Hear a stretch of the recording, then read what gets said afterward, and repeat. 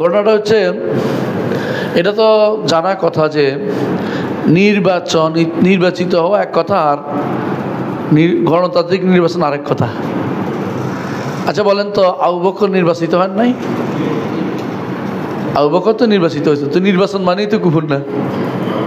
কাউকে কোনো কাজের জন্য আপনি মনোনীত করলেন, নির্বাচিত করলেন, একই কথা। সবাই মিলে 10 জনের ভোট দিয়ে ওনার সভাপতি বানাই দিল, দিদার ভাই রাগ করে গেল, কথার কথা বলতেছি আর কি। তো এখন এটার অর্থ এইটার অর্থ কি? আমি বলতেছি না, এটা বুঝান দিচ্ছি যে নির্বাচন ভোট দিয়ে এই ভোট কি হারাম নাকি? তাহলে এখন জিনিসটা কিসের উপর ভোট হচ্ছে এটা দেখার বিষয়, কোন নীতির উপর ভোট হচ্ছে। মোহাম্মদ সালেহ উসাইমিন এবং আমাদের বিন বাজ রহমতুল্লাহ তারা গণতান্ত্রিক নির্বাচনের কথা জীবনেও বলেননি। এমনকি জাতীয়তাবাদকে তারা কুফরি মতবাদ জানে।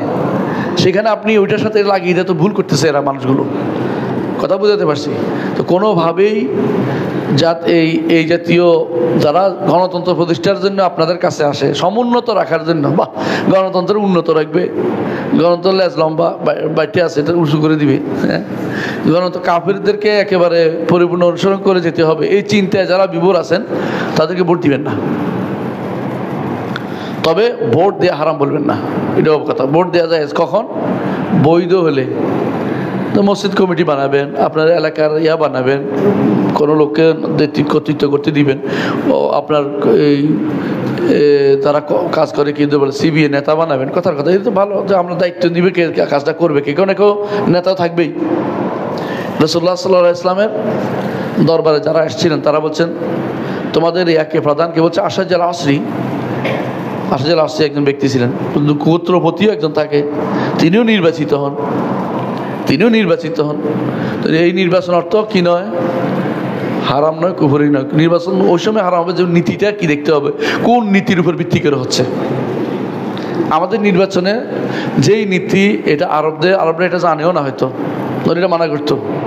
আমাদের নির্বাচন হচ্ছে একেবারে যেটা সহজ জিনিসটা হচ্ছে, এমন সব যাদেরকে ভোটার বানানো হয়েছে যে ভোটার হওয়ার উপযুক্ত না, আহলুল হাল ওয়াল আকদ না তারা, বুঝছেন তো। মুসলিমরা মুসলিমদেরকে ভোট দিবে, কাফেররা মুসলিমদের ভোট দিতে পারবে না, এটা নিয়ম। মুসলিমরা কাফের ভোট দিতে পারবে না। তো কাফেরদের প্রতিনিধিত্ব আলাদাভাবে নেওয়া হবে তাদের বক্তব্য শোনার জন্য, নিম্নকক্ষে উচ্চকক্ষে তাদের কোনো প্রতিনিধিত্ব থাকতে পারবে না। ইসলামের বিধিগুলো অনেক সুন্দর, এগুলি না বুঝে আপনার মন মতো ইউরোপিয়ানদের সোজা দেওয়া জিনিস পাইছেন, কুফুরি কাফারি সব চালাই দিচ্ছেন, এটা হারাম। এগুলি তো ইমান নষ্ট করবে। সোনালী লাইফ ইন্স্যুরেন্সে পলিসি করার বিষয়ে জানাবেন। হ্যাঁ, কোনো লাইফ ইন্স্যুরেন্স করা জায়েজ নেই, কোনো ইন্স্যুরেন্স জায়েজ নেই। বাংলাদেশের তো ইন্স্যুরেন্স কোনোটাই শরিয়া ভিত্তিক ইন্স্যুরেন্স না। শরিয়া বোর্ডে যারা আছে তারা ইন্স্যুরেন্স বুঝে বলে আমি মনে করি না। হয় বুঝে নয় লুকোচুরি করে, বুঝছেন? হয় বুঝে না, নয়তো বুঝে লুকোচুরি করে। দুটোর একটা আল্লাহর কাছে জবাবদিহি করতে হবে। এগুলি একটা শরিয়া বোর্ড থাকলে কাজ হবে না। এগুলি শরিয়া বোর্ড মানুষের বসে বসে নিজেরা কেউ দেখেও না। ইন্স্যুরেন্স অর্থ কি বলেন তো? ইন্স্যুরেন্স অর্থ কি? এটার সাথে মুদারাবা বিনিয়োগ কি সম্পর্ক? কি সম্পর্ক আমাকে বলেন? ইন্স্যুরেন্সের সাথে বিনিয়োগের কি সম্পর্ক? এটা ব্যবসা না, বুঝছেন কিনা? ব্যবসায়িক জিনিস কিনা। তো মুদারাবা বিনিয়োগ করে কি করে? আপনার টাকা দেয়, লাভ লোকসান হলে কি করে? লোকসান হলে কম দিবে না, এক সময় লস হইতে পারে, পুরোটা লস হইতে পারে না। এক ভাই ব্যবসা করছে, মুরগির ব্যবসা, একটু আগে আমাকে বললো পুরোটা মরে গেছে। হালাল ব্যবসা না, মোদার ব্যবসা না, মুরগিগুলি সব মরে গেছে। এখন তো ইন্স্যুরেন্স জীবনও ছাড়বে না। না, আপনি কি করছেন আমরা দেখিনি, এরা মানেই না। আমি নিজে দেখছি, মানে না। এরা মনে করে শুধু লাভই হয়। এটা আসলে ইন্স্যুরেন্স, এটা ইন্স্যুরেন্স কোনো ব্যবসার নাম না। ইন্স্যুরেন্স হচ্ছে এটা যে, খেয়াল করেন যে তো আপনার জিনিসটা নষ্ট হয়ে গেলে আমি ঠিক অনুরূপ দিব, আপনি মাঝে মাঝে আমাকে এত টাকা দিবেন। হলো ইন্স্যুরেন্স। মরলেই লাভ, মরলেও লাভ তো পাইতে, পায়ের চামড়া উঠে যায়, পাইতে খুব জানা। অনেকে মারে মেরে ফেলে, মার নামে ইন্স্যুরেন্স আছে এই জন্য। অনেকে আগুন লাগাই দেয় নিজের পাটের গুদামে, কেন? পাটের দাম কমে গেছে, এখন ইন্স্যুরেন্স পাবে। হারাম, এর পথ আলোচনা করছে। শরীয়তের নীতিমালা হচ্ছে ইন্স্যুরেন্সের কারণ এই যে ইন্স্যুরেন্স জায়েজ নেই। ইন্স্যুরেন্স একটা আছে শরীয়তে, সেটা কি জানেন?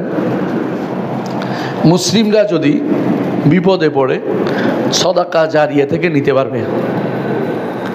কথা বুঝছেন? ইন্স্যুরেন্স নাই, ইসলামিক ইন্স্যুরেন্স নাই। করেন, বাধ্যতামূলক করছেন, তা বাধ্য। আমি তো বাধ্য না, করি না, আমি তো করি না। এখন বাধ্য করলাম, আলহামদুলিল্লাহ আমাদের এই দেশ এখন বাধ্যতামূলক করে নাই। আপনি করছেন, ভুল জানছেন, আমি করছি, আমার গাড়ি আছে, ইন্স্যুরেন্স করিনি। ইন্স্যুরেন্স বাধ্যতামূলক না, আপনি করেন কেন? এর আগে বাধ্যতামূলক ছিল। যখন বাধ্যতামূলক ছিল তখন এক ঘটনা ঘটছে, আমাদের ড্রাইভার সাহেব এখানে আছে, উনি বসে আছে, অ্যাক্সিডেন্ট হয়েছে যে ওনার ইন্স্যুরেন্সের লোক আইব। আমি বলছি ভাই চলে আসেন, আপনি কিছু লোক আইবেন না। তিনি বসে থাকে, চলে আসে, আসলে কোনোদিনই আসে নাই। ওরা কি করে, যখন অ্যাক্সিডেন্ট হয় তখন আর আসে না, বলে আপনি কেমনে করছিল, কি হয়েছিল, ঘটনা কি, আপনার দোষে হয়েছে, এইটা হয়েছে, দুনিয়ার সব বাজে বাজে কথা দিবে। কোনোদিনের টাকা এত সোজা দিন বের করা? ভাই ইন্স্যুরেন্স, ইসলামিক ইন্স্যুরেন্স বলতে আসলেই কিছু নাই, পুরোটাই মানুষে এক একটা এটা বানায় বসে বসে। কেউ টাকা ফুল বানাইছে না, ইসলামিক সিস্টেমে কোনো ইন্স্যুরেন্স নাই। ইসলামের তাআউন আছে, তাআউন, বুঝলেন, সহযোগিতা করা। মুসলিমরা একজন মানুষ বিপদে পড়ছে, তারা সহযোগিতা করে, সদাকা জারিয়া দেয়, সদাকা দেয়।